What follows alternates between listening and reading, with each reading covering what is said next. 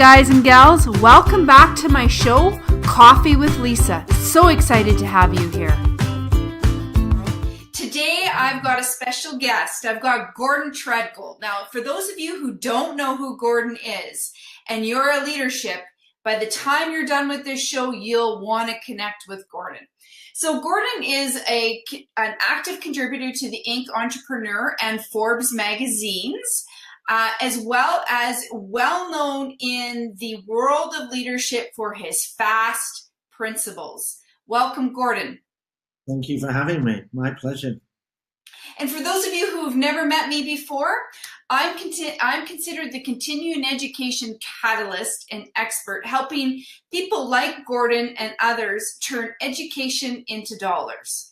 So let's talk a little bit more about some of the things that you've done, Gordon. First of all, I know that you are passionate about failure, and that may seem funny to some, but truly that's where you've built your whole enterprise and where you are today and the foundation of all your principles. Let's talk about failure. Why is it so important to the success of a leader? Well, let me tell you why it was important to the success of me. So there are two types of failure. There's the iterative failure where James Dyson created 5,000 different prototypes of the cyclone vacuum before he launched his billion-dollar product. That's iterative failure where you try, you adapt, you try again. And that is an important aspect of innovation. But when I talk about failure, what I'm talking about is I'm talking about that catastrophic failure that kills careers. Things where a project goes so badly. I mean, an IT project of 10 million, 17% of them fail so badly they nearly cause the downfall of the company. And it's that kind of failure that I'm passionate about. The ones that are going to kill your business, kill the company, kill your project, kill your career, that we have to understand what causes them and then how can we avoid them. And the reason I got into failure and understanding it was because what I found was when I came out of college, I was working in IT, and I was a trainee program for 6 months, then a junior for a year, and then a programmer for 2 years, and a senior programmer for a year, and blah, blah, blah, blah, blah. And I thought, IT credentials. That's not the career path for me. I'm not interested in that. How can I shortcut this? And what I realized was there was a lot of projects that everybody tried to steer away from because they were complex or they thought it was going to fail. So everybody wanted to be on things that they knew were going to be a success from the outset. And that was a really crowded space. Plus, if it's going to be a success, whether you're involved or not, how do you get any credit for that? The way to stand out is to take those things on that everybody thinks going to fail and make it a success. And if it fails, it doesn't matter because you can say it was going to fail anyway. So I started getting involved in these projects that were difficult, that looked like they would fail, understanding them.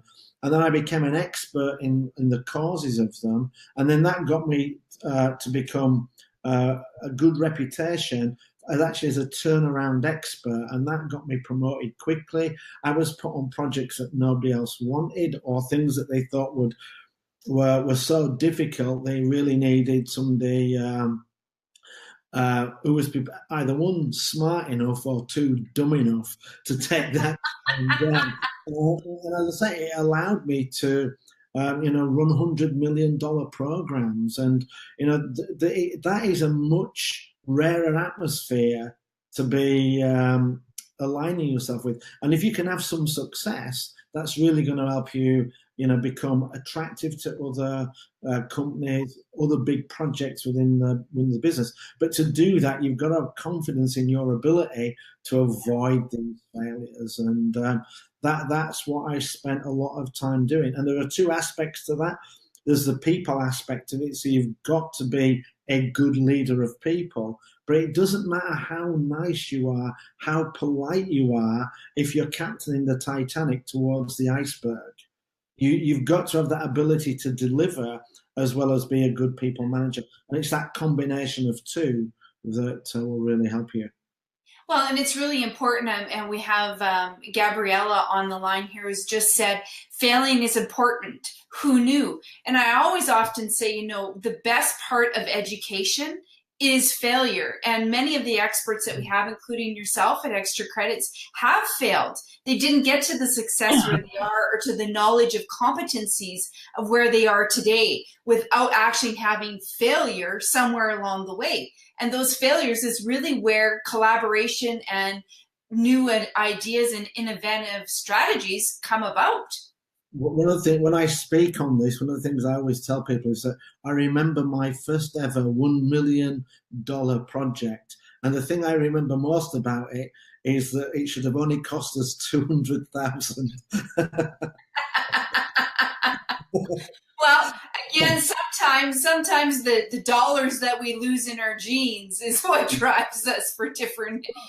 There's quite a few quotes on this. I can't remember all of them, but there's one that kind of sticks out, and that is that anybody can captain a ship on calm seas. It takes an expert to do it when it's stormy. And if you've never experienced failure, then I would say that you're not going to be prepared when things start to go south on you. You've got to have experienced difficulty in order to be able to handle it. And the more of these things that you've experienced of, the better prepared you're going to be the next time. Because failure can come from anywhere. I did one project that I was incredibly proud of. We had to deliver an electricity billing system when the government regulation changed. Nobody thought we could do it, and we delivered it for an April 1st go live. It was fantastic. And it was a new billing system, and we'd forgotten to order the stationery. So we had this fantastic IT system ready to go. It completely worked, but it ended up being delayed 2 weeks because we just hadn't ordered the paper to print the bills on. Probably the easiest thing in the world to get right, and we failed because of that. Well, then I think too, with failure, especially for leaders who are, and it doesn't mean leadership at the C-suite level, we're talking about small business owners who act as leaders and what have you. If you cannot lead your team through the failure with the right processes, then how can you ever gain a competitive advantage or gain further in your career if you're an HR professional, for instance? Gabriella has a question for you, a comment and a question. It makes it harder to get up, not because you don't want to, but others tell you that you are stupid to even try. What do you think of that, Gordon? So one of the things about me is that I started writing when I was 52. And that was because my English teacher told me that she was glad I was good at mathematics because I would never, ever do anything with the English language as long as I lived. Boy, did you prove her wrong. Well, yeah, but it took me 52 years to decide to ignore that advice. And now I've written 1,000 articles, 3 books, and I write for Forbes, Inc. and Entrepreneur. But we have to understand that a lot of time, what people are doing is they are projecting their fears, their shortcomings onto us. And we should just ignore them. And especially for something like that, give it a go. Publish and be damned. We do not know until we try. And the majority of people fail because they don't even start. Yeah, absolutely. Well, and analysis by paralysis is a fine example of, I don't believe that people are afraid of failure as much as they are as afraid of success. Would you agree with that to a certain degree? I think they're two different things, and I think they both exist. And I think there are people that are afraid of success, and they don't know what they're going to do if they achieve it. They don't know what they're going to do in order to sustain it, because nobody wants to be that one-hit wonder who's a superstar one day and washing dishes at Starbucks the next. Yeah. YouTube is a great example of things that happen, the one-hit wonders of the world. They make it on YouTube and they have this amazing success, but now what do you do with that success afterwards, and how do you sustain it? I'm of an age where I actually danced to MC Hammer live. And he went from being And there's no video of that, fortunately. He went from being a multi-millionaire to selling Hoovers door to door when he lost everything. So yeah, there is that fear of success, but I think fear of failure is the harder thing. And I think that fear of failure comes from a lack of understanding of how we're going to be successful. And if people can't see how they'll succeed, then why should I bother starting? This is going to fail. I mean, it's actually a smart thing to do. If you know you're definitely going to fail, don't even bother trying. Yeah. So what we have to do as leaders is we have to give them plans that will show them how they will succeed. I coached and the power of it is unbelievable. I did a 90-minute coaching session with a friend of a friend who wanted to write a book, and when I met with her, so I said to her, so how big is your book? What's your objective? She said, I don't know. I said, well, okay, if you don't know how big it's going to be, how are you going to know when you're finished? Yeah.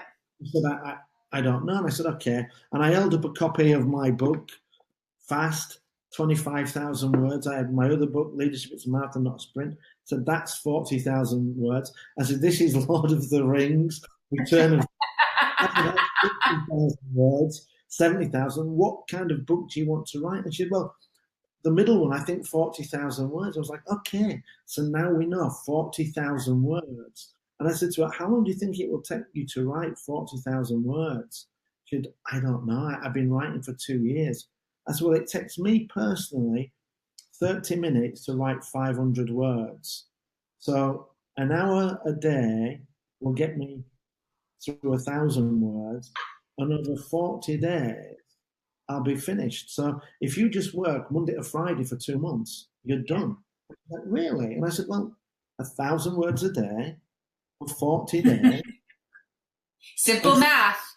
Yeah, absolutely. And she said, okay. And I said, well, what does your book look like? And she said, well, I've got 10 areas of life that people need to. I was like, okay. So it's 12 chapters, intro, the 10 areas, conclusion, and those chapters need to be around, it's going to be 40,000 words. Those chapters are going to be around 3,500 words each. And she said, okay, I'm going to go write my book right now.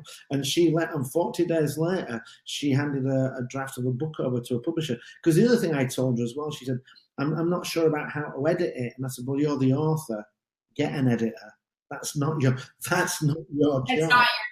And I think too, for leadership, it's really educating yourself in understanding where your strengths are and where your weaknesses are, and then making sure that you allocate the right people, the right experts in those areas accordingly. And that is the basis and the foundation for being a really good leader, is knowing where to lead and when to step back.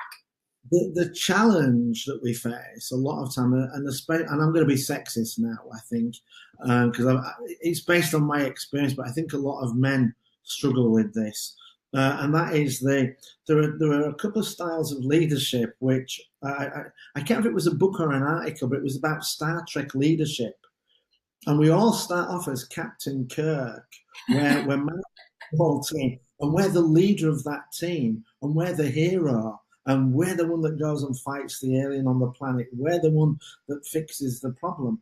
And that's okay up to a certain point. But once you're managing a big enough team, you cannot do everything. You have to let go. And you have to become Captain Picard leadership, where he would call them all into his chamber. He would say, okay, how are we going to fix this? They would all give him an idea. And he would say, okay, I like this one the best. Go do it. Make it so. That's what he would say. Make it so, not I'll get onto that then. And as leaders, we need to make that transition from being the hero, being hands-on, leading from the front, doing everything, to being hands-off and coordinating and getting the best out of people and assigning the best person to do it. But that requires a strong enough sense of self-worth that you can manage a team of heroes rather than being the hero. And a lot of what you would call the alpha male leaders Well, and I think too, it's really surrounding yourself, understanding the skill sets of the people that are around you, recognizing what they are, and then putting them strategically in those positions that are Yeah. necessary so that your productivity and your revenue and your strategy and everything that's involved in business. And it really doesn't matter. I mean, you're talking a great deal about big teams, but even if Yeah. you're an entrepreneur that's watching, you still need to, you have your subcontractors, you still need to understand their levels of expertise and position that accordingly. That's leadership as well from small business. And the other challenge with wanting to be the hero is you can only be the hero if you're the best, which then makes it difficult to hire people who are better than you are. And if you are the best in your company, then you are the limit of what that company can achieve. Whereas if you take that Picard style and you're creating a team of heroes, they can all be better than you. But it's the value that you bring is in that coordination and getting the best out, which is its own kind of hero role, and it has significantly more valuable, because if I have to be the hero, I've only got two hands. I can only achieve what these two hands can achieve. But if I can coordinate a team of 10, a team of 20, a team of 50, now there's no limit to what I can influence and the impact and the results that I can achieve. So we've got to get out of our own way, out of our own ego, stop being the hero, find ways for other people to be successful, and then delegate and allocate the task to the best person, and then off they'll go and go do it. Absolutely. And, XTRAcredits faculty expert Cy Wakeman would agree. She talks a lot about the no ego policy in leadership, and, would reiterate exactly what you're saying. We have a comment from our viewers. Coming from the Netherlands, they always say to other friends to be normal and not stand out. So how do you deal with that when you were born to stand out? And how often do you need to fail to become an expert like Gordon? So what was the first part of the question? The first question was, she's from the Netherlands, and they say other friends always not to stand out. So how do you deal with that when you were born to stand out? Well, I think it's a question of what do you mean by stand out. My dad always had a very simple approach. My dad always said to me, come in quietly, do a great job, leave to a fanfare. So if you do a good job, you are going to stand out by definition. But you also need to make sure you take credit and be clear about the successes that you've had. It's when you make a big fanfare before you've done anything. That's what causes problem, because that makes you look arrogant. And we just need to be confident in our ability, do a great job, and let our results speak for themselves. And when it comes to failing, how often do you have to fail to become an expert? Well, you can read about failing. You can read my book on FAST, which explains what you need to do. And I'm not sure what the number is. And I actually worked in Holland, and one of my failures, I actually created a 50-mile tailback on the road from Rotterdam to Amsterdam when I closed the port of Rotterdam for 3 hours. Fortunately, my name didn't get mentioned, but it was our system that crashed. So we shouldn't be looking to fail. We can learn from other people's failures. Read books on it. There's a great website. If people want to connect with you, I'll dig out the link, and it'll talk about some of the biggest failures in history. The American uniform failure that cost the US government $6 billion, a helicopter failure where it cost them $13 billion. And when you look at the reason why that failed, it was because they put it out to tender after 9/11, and they went with the lowest bid. And the lowest bidder had never made helicopters, and it turned out to be more complicated than they thought. Yeah. Really. And there. Exactly. Well, and Kodak is a prime example. I mean, Kodak dropped the ball. I mean, that's, Netflix and Blockbuster. I mean, there's a number of failures in business that occurred based on, many things, obviously, but the other thing too is like you said, Gordon, educating yourself. And education really is, when you educate yourself, you turn failure into dollars. You turn your strategies into revenue. And education is key. And Gordon does have a course at XTRAcredits that people can take based on his FAST leadership principles. So let's talk a little bit more about those FAST principles. F meaning focus, A meaning accountability. Let me tell you where they came from. FAST came from being involved in failures and then looking at what are the things that cause us to fail. And the thing that causes us to fail, 4 key things: a lack of focus and a lack of accountability. And those 2 things kill our effectiveness. And then a lack of simplicity and a lack of transparency, which kill our efficiency. And when you are both ineffective and inefficient, failure is your destination. So in order to avoid failure, we need to be very proficient in focus, which is about the what. What's our goal? What does success look like? Are we sure that we're focused on the right things? And in today's world, we're under so much pressure, we tend to just dive in and start work as soon as we can. But if we get the understanding wrong, it can cause us to do the wrong thing. One of the reasons why I was never an A student in mathematics was because I would dive in and I would start answering the wrong question and get it right quicker than anybody else. But you get 0 points for answering the wrong question. Doesn't matter how well you do it. So we need to make sure we understand what it is we're trying to do, what does success look like, and we communicate it. Accountability, that's about who's involved. Have we communicated it to them? Are we clear about what we expect? And do we know how we're going to hold them accountable? People don't like to hold people accountable because it's uncomfortable. But there are some very simple things that you can do to hold people accountable. And then the F of FAST, that's about simplicity. How are we going to do it? And it's not about making things easier. It's about making them clearer and understandable. When I did my first marathon, my 2 best friends told me, you're too fat, too old, too unfit. And when I explained to them how I was going to do it by running 15 minutes a day for the first week, and then 20 minutes, then 25, and over a period of 6 months, by increasing the run times by 5 to 10 minutes, I'd be able to run a marathon. They looked at me and they said, we'll do it with you, because they could see how we're going to make a success. Had we made the marathon any shorter? No, we hadn't.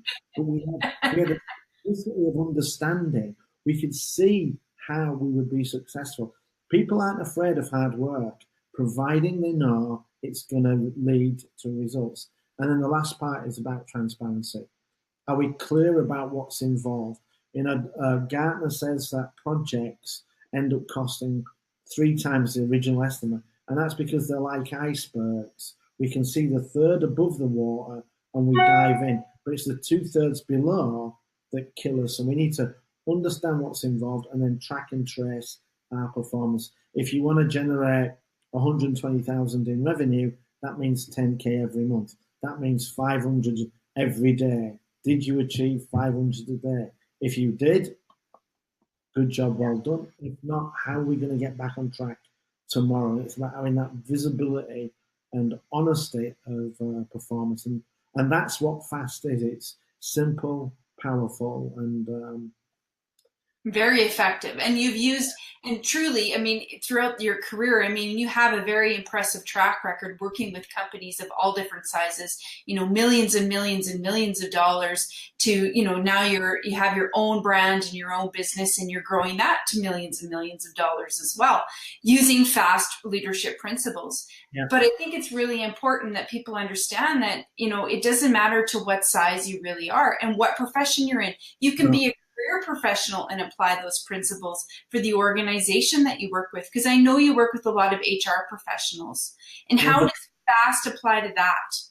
So FAST, with FAST and corporation, so FAST, the reasons for failure are exactly the same, whether it's a personal goal, whether you're an entrepreneur, or whether you're a corporation. It's just the impact that is bigger if you're a corporation. And the thing about fast with corporations is that if you can set up your projects to be fast and your teams know what the goals are, if they know how they're going to achieve them, that's going to get them engaged. A lot of times people disengage because they don't know what it is they're trying to do. I worked for DHL and I'd only just joined and we had a big major change program.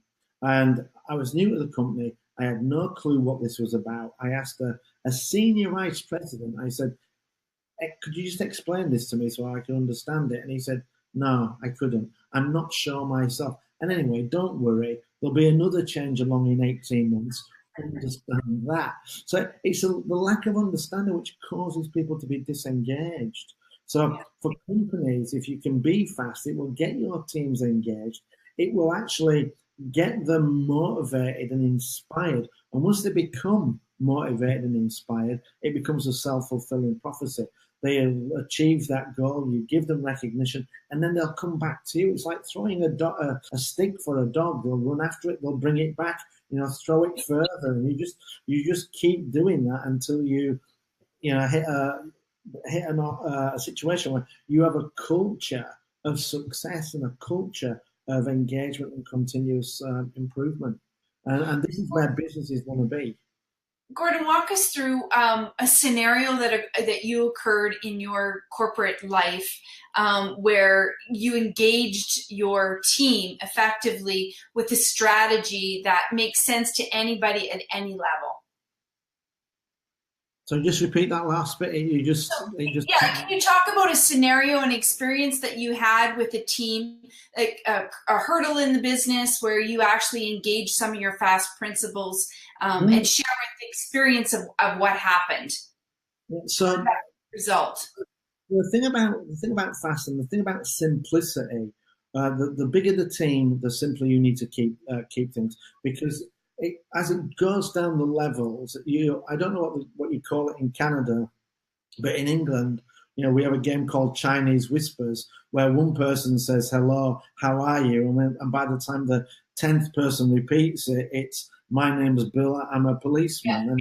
Yeah. And that communication and the level of engagement disappears. So I ran a program where we had a goal to cut 50 million from operational performance, from operational budget, 50 million a year. And it was a 300 million budget, so it was a meaty percentage, but we were doing that through some degree of outsourcing and consolidation of suppliers.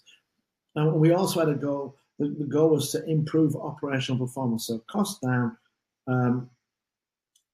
revenue up. And when I took over that department, when I looked at what the goals of the team were, it was things like, and I hate to say this to you, it was, we need to make sure that we have everybody gets their right number of training days. So my team's bonus was based on, did their staff get enough training? Their bonuses were based on, I can't remember what the other one was, but nothing to do with cost down and performance up. So when I came in, I said, okay, there are two goals we're going to focus on. One, we need to save 50 million. And two, we need to improve operational performance by 20%. Those are the only two goals. If you are doing something that doesn't lead to better performance or lower cost, stop doing it. You are not adding value. And this is what we need to focus on. And then I tied everybody's bonus to a reduction in revenue, a reduction in cost, and so that 20% increase in performance. So now everybody is aligned. We're all pulling in the same direction and the right direction. And as soon as you do that, well, people say, well, what do I need to do to drive costs down or improve performance? They'll start to ask questions because it's clear to them that the things they're doing are not going to achieve that. I did some work with a university where they had 5 departments, 5 goals each, 25 goals overall. And working with them, I couldn't see how they would fit together. And I said, this makes no sense. And they said, are you suggesting we have one goal? And I said, yeah. And I said, what would that be? And they said, we're in the top 50 universities in the country. So we wrote that down. And one of the ladies said, if we make that our goal, I have to stop doing 50% of what I do because it's like, okay, so what should I do? It's like, well, stop doing it. If you're pulling in the opposite direction, and within that company, just by having that one goal, everybody could see what they needed to do. And it was the same with the company I was working at. Got everybody moving. And once you start to make progress towards it, people start to go, wow, this is working. We can see the progress. A lot of times in companies, and I don't like this about the HR department that I was working with, they had a view that the top 20% of the people do 80% of the work. Now, that might be true, I don't know. But if we could get the bottom 80% to be as productive, we can now do 500% of what we were doing before. So if we get everybody moving in that same direction, you'll start to see amazing results happen. It will get people motivated and they will continue and drive towards it. Nobody comes to work wanting to go home thinking, well, that was a waste of a day. Everybody wants to go for a winning team. So set them up for a win, move them forward, get them making progress. When you do that, they become motivated. It builds self-esteem. You recognize it. That makes them want to repeat it. And then corporations can really start to achieve amazing results. And what we did was we set that target of saving 50 million. We hit the 50 million after 2 years, and over a 7-year period, we actually saved 350 million from operational performance. And our original goal that was set before I was there was that we're going to save that money and we're okay for operational performance to drop by 5%. That's kind of the cost, the offset of the cost. I didn't believe that because we were performing badly. I knew we could do better. And we actually improved our operational performance by 50 to 500%, depending on the area you're looking at. We took on-time delivery from 35 to 95% because we got people focused on it. We got them looking at what were the things that were causing for fixing, tying their bonuses to it, helping them start to achieve some momentum, and then it just snowballs and you achieve amazing things. It's like in football, you'll see a new coach coming, and a team that was 0-16 all of a sudden go to be 12-4, 13-3, because you've made some small changes and everybody buys into it. And now you've got a winning culture, you've got a culture of success, and you're off to the races. Well, and I think too, I had an earlier conversation today with one of the faculty at XTRAcredits, and we were talking about how people are busy, but they're not productive. And so it's really what you're talking about. It's being about being productive with the hours that you are at work, and being motivated towards one consistent goal as a team. So you've now given me a challenge. I need to think of a word, because we have procrastination, which is I'm going to put off being successful by finding something else to do. But there's that actually doing something that actually is that something else to do. I'm going to create a word that means that, busy but not productive. And the worst type of that is when other people make you busy and not productive. Yeah. That is criminal. It's bad enough when you do it yourself, but it's even worse if you've got a team that you make busy but not productive. We need a word for that. We do need a word for that. So now tell me, where do you believe training fits in? We talk a lot about e-learning. You've got e-learning, you've got, online learning. Where does the training come in that's effective from a leadership standpoint all the way down an organization? So I think excuse me. So I did quite a bit of leadership training on my career, but it was more management training. So a lot of the things that I learned, I actually learned through experience, and some of which were bad experiences. And I think this is where training comes in. If you've got the right training and you can learn from the right things from the right people, it can fast track your understanding. Nobody needs to learn that you need to pack a parachute better by jumping out of a plane with a parachute that doesn't open. Well, maybe some people do, but they don't live to tell about it. Yeah, so, well, I think a lot of these things, we should learn from the experiences of others, and we talk about that a lot. And I worked in IT, and I must have written throughout my career 30 or 40 lessons learned reports, but I don't ever remember being given a lessons learned report. They're written and filed for, I don't know who reads them, and we put them to one side, and we need to learn these things. And I think this is where training comes in.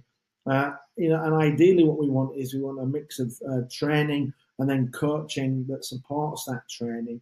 Putting in an environment where you have the opportunity to try things, be bold, because you will get it wrong, and there's nothing wrong with that. Every time you want to break the world record in the high jump, you're probably going to fail two or three times. But if you don't give it a shot, you're never going to get over. So we've got to be bold and create a safe environment. And I think training bridges that gap, and it can shortcut the learning period, because learning. Valid point is that there's a lot of training options out there. There's a lot of e-learning and online and Udemy and all, XTRAcredits and wherever you go. But it's really important, and I've said this before, to make sure that who you're getting the training from is qualified to give the training and has walked the talk. I mean, that's why your training is so successful. You walk the talk, you know what you're talking about, you bring that experience into the training world so that we don't have to make those mistakes as leaders. So back in 1994, I was working as a project manager for London Electricity, and I delivered a program for them. And that was the first time I was actually in charge. And at the end of that 18-month project, they said to me, what we want to do now is we want to put you on the project management training, which, nice, but it would have been even nicer if you'd have given it to me before. And I went into the training, and the project management trainer said, okay, now he knew who I was. And he said, I don't need to answer, Gordon. Let's let everybody else answer because you've more experience than them. And I want people to tell me, what are the top reasons projects fail? And people were like, budget, lack of scope, lack of resources, blah, blah, blah, blah, blah, blah, blah, blah. And he wrote all these things down, and he had 10 of them. And I think this was matching his 10 reasons why projects fail. And he said, brilliant, this is great. And then he looked at me and he said, Gordon, do you have anything else to add? And I was like, yeah. And he said, what? And I said, people. And he said, what do you mean? I said, one of the number one causes of failure is people. If you don't get the people right, it doesn't matter about everything else. And he said, actually, you're wrong, because I'm in project management, we don't deal with people. And I said, well, thank you very much. I don't need to do this course then, because every single thing, every challenge that I faced was people related. How to motivate people, how to handle people. Excuse me. I remember just a second. I remember my first day on the job as program manager. Somebody I worked with for 2 years. I made them my test manager, replacing me, a lady, and you'll understand why that's relevant in a second. And my first day project manager, 9 o'clock, I went in, she came to me and said, I need to speak to you right away. Took her to the office, sat down, I said, okay, I was the test manager before, there's nothing you're not going to be able to solve. What's the problem? She said, I have a lump in my breast and I think it's cancer. What should I do? I'm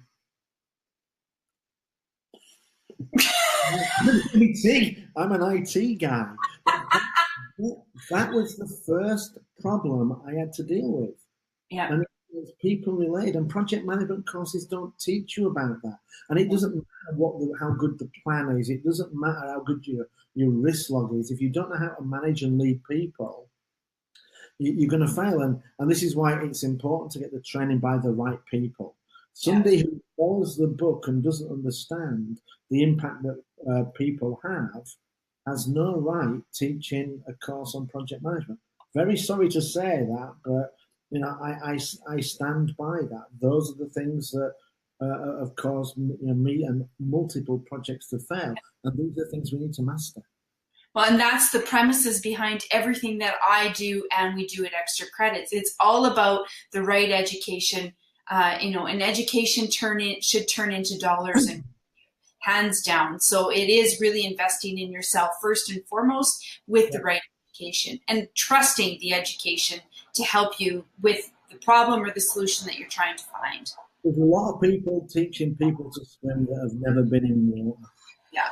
It's funny, I had a conversation one time with one gentleman. He was trying to sell me on something. I won't say what it is. But anyways, and I said to him, oh, okay, great. Well, what are your sales? And he looked at me and he said, well, what do you mean? I said, well, if you're telling me that this service helped you and it's going to help me make $1 million, you must be making $1 million. Well, no. I said, well, then I guess I don't need your service. Like, it was dumbfounded that I had actually asked him how much money he was generating with the service he was trying to sell me, but he wasn't making any money. Yeah, I had exactly the same, but with social media. Let me help you with your social media. How many followers do you have? I have 5,000.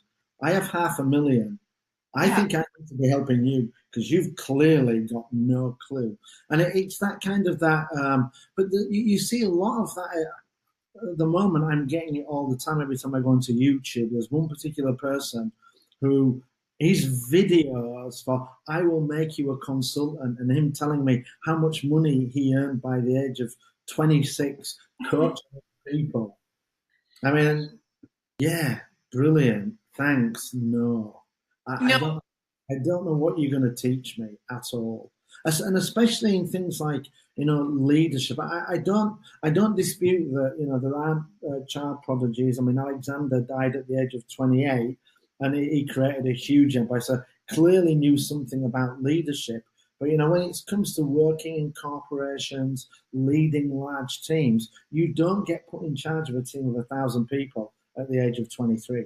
I've led teams of 10, 50, 100. And 1,000 people, and that takes a while to grow into that. And you want to be listening to people that have experienced those things, because they're going to be able to talk to you about what really happens. And this is why when I say when you're leading a team of 1,000 people, simplicity is absolutely paramount. Because otherwise, if it isn't, you've just started the 100 meters for people with no sense of direction. And 1,000 people have just run off in every single direction. They're busy. They're busy, but they're not productive. Get the back. You've got to keep it simple. You've got to be clear. You've got to be repeating it all the time. We used to say all the time, we have two goals: save 50 million, increase performance by 20%. Save 50 million, increase performance by 20%. You couldn't get away. Every single person in the department of 1,000 knew our two goals, because it's important to do that. And a lot of times people will just say, create a big goal, but they don't talk to you about then how to communicate it, how to filter it down, how to make it relevant to the people on the shop floor. What does that mean to them? Because if you can't do that, then it's not a goal. It's just something that management's doing. Well, and I think we've talked a lot about corporations that are, $300 million plus with teams of 1,000. But you and I have had conversations before in the past, offline obviously, about how the FAST leadership principles really apply to small business. You don't have to be leading a team of 1,000. You could be in an MLM, for instance, and you're leading a team of 20 people. The principles still apply. The scale of the project is what's different.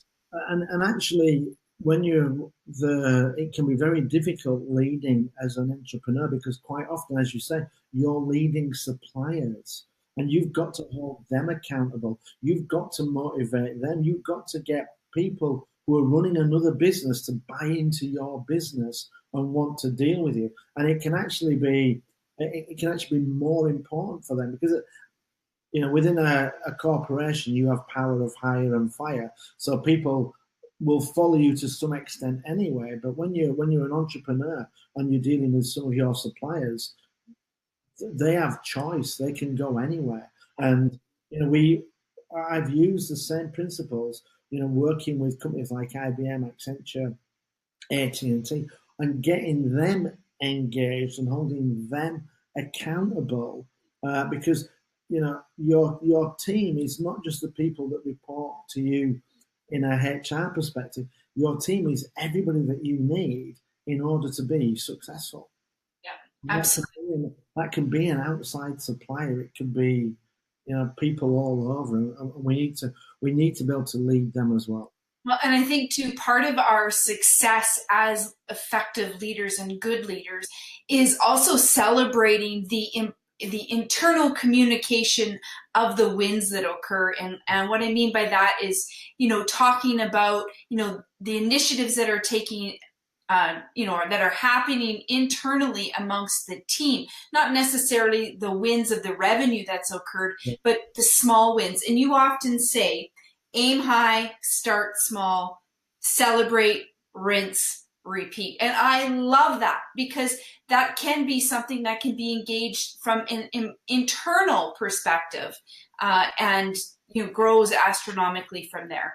One of the things I try to explain to people, and they don't always believe it, and that is that if you want to create a culture of success, a culture of winning, it starts with a culture of recognition, because we do not succeed first time out. And in order to get people to try again, we have to recognize their efforts. What gets recognized gets repeated. And when I tell people that, they say, "Oh no, you're crazy. Why would you do that?" But every person that's watching this talk who has small children knows that the first time that child took 2 steps and dropped on its bum, they cheered. Did that baby just run a marathon? No. Did it break the 100-meter world record? No. Yet we applaud, we cheer, we bring people to see it. We encourage them to do it again. And this is why we have to celebrate that recognition. And it starts with effort. And then what you do is exactly with the baby. 6 months later, you don't applaud if it takes 2 steps. You've got to keep seeing those progressions, keep raising the bar, and celebrating every progression. And if you do that, people will grow with that recognition. And a culture of recognition will lead to a culture of success. And if you don't create a culture of recognition, you will have sporadic success. People will become disengaged, and your best people will leave and go to where they can get recognized. Maslow's hierarchy of needs, it's all about self-esteem. After we've got the money, it's then about how we feel about ourselves and the job and how we're treated. So create that culture of recognition if you want to create a culture of success. And Gordon, before we leave, because we only have a few minutes left, but I just wanted to ask you, what is your thoughts when it comes to, there's lots of discussion that's often occurred about investing in your people. And when you invest in your people, it's great because you increase productivity, but then you're investing in your people and they're leaving. How do you stop that? And then, pardon me? Did you say? Yeah, you make the investment in your people, whether it's training, whatever it happens to be, and then they leave.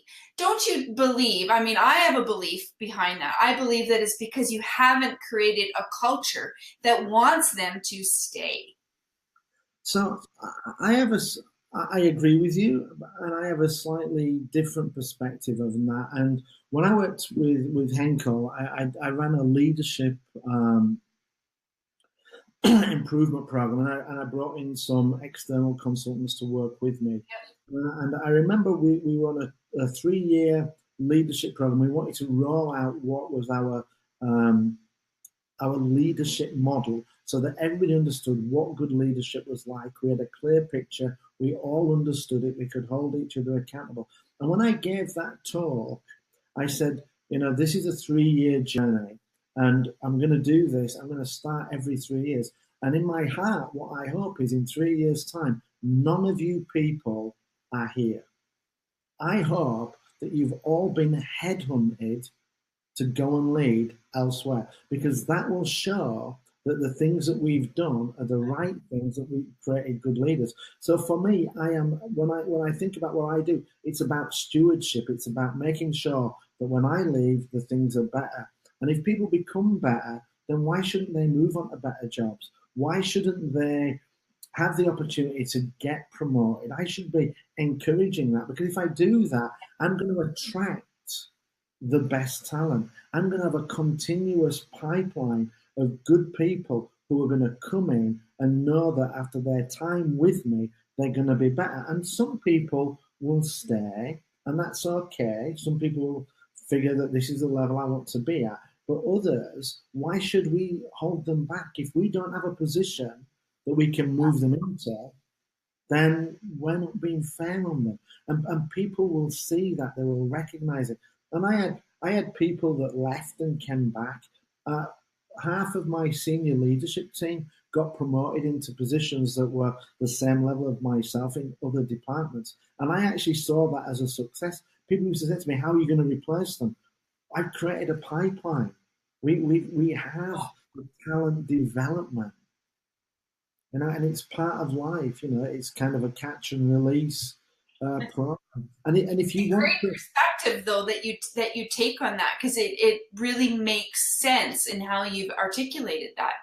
Well, you've no choice. If you make them better, they're going to want to move on to better things. And if you've got an opportunity, give it to them. If you don't, absolutely. Encourage them. And I think the other thing as well, is that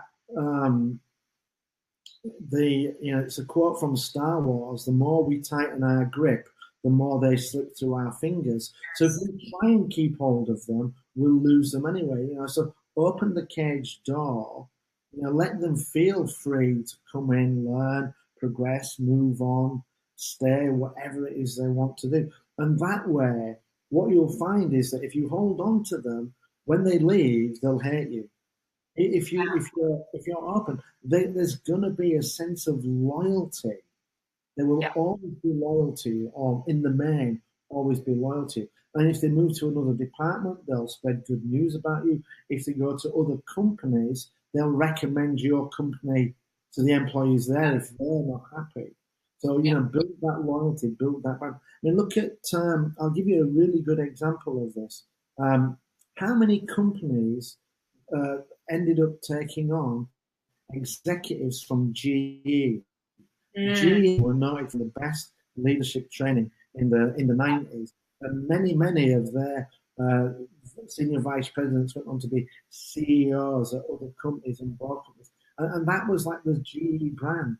We create great leaders. We can't accommodate them all, but we pass them on, and they became recognized as the #1 corporation for leadership. Not as much today, I don't think. I think a lot of companies have caught up, but that was their brand. So and it's all about building profitable business relationships and sustaining those relationships, right? Yeah, absolutely. It's about sustainability. Sometimes people confuse sustainability with stagnation. Or compliancy. They're complacent. Yeah. Wow, complacent is a good one. Yeah, complacency and compliancy. Yeah, absolutely. Well, I want to thank you very much, Gordon. Our time is up for today. And for those of you who are just watching or just tuning in, the YouTube channel at XTRAcredits will replay this, as well as you can always go back onto Gordon's feed at Facebook Gordon Tredgold, or on my feed at Facebook, Lisa Patrick BFD, or on the XTRAcredits channel as well. Thanks again, Gordon. I appreciate all the time and the opportunity to speak to you about fast leadership. And thanks for everybody tuning in today. My pleasure. As you can see, I'm passionate about sharing. Professionals just like you are looking for access to the world's best experts and the most engaging learning experiences with skill development that's proven and relevant to the advancement of their career, all while they earn their continuing education credits anytime from anywhere. The challenge, though, is that there is no one single place to learn and earn your continuing education credits at the same time. That's where XTRAcredits can help you. You'll have access to the world's top performance experts like Grant Cardone, rated one of the top 10 most influential CEOs in the world. Tom Hopkins, sales guru, whose high-energy seminars have been attended by over 5 million people across 5 continents. Patricia Fripp, an award-winning keynote speaker and speech coach to Fortune 500 executives. Dr. Tony Alessandra, recognized as the world's top communication guru and author of 29 books. Shep Hyken, customer service expert and the New York Times and Wall Street Journal best-selling business author. Mike Staver, leadership expert and coach who has been recognized as one of the top 10 trainers in the world. And many more. Here's how it works. Choose a course from your very own catalog of pre-verified accredited courses.